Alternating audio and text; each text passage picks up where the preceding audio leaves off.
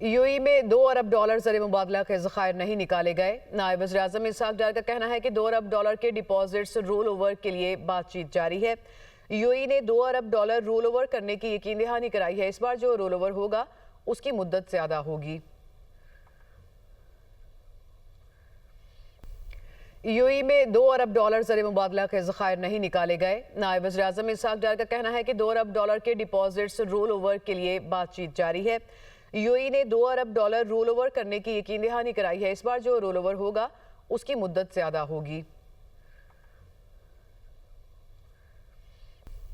UAE में 2 अरब dollar ज़र मुबादला के ज़खायर नहीं निकाले गए। नायब वज़ीर-ए-आज़म इसहाक डार का कहना है कि 2 अरब डॉलर के डिपॉजिट्स रोल ओवर के लिए बातचीत जारी है। यूएई ने 2 अरब डॉलर रोल ओवर करने की यकीन दहानी कराई है। इस बार जो रोल ओवर होगा उसकी मुद्दत ज़्यादा होगी।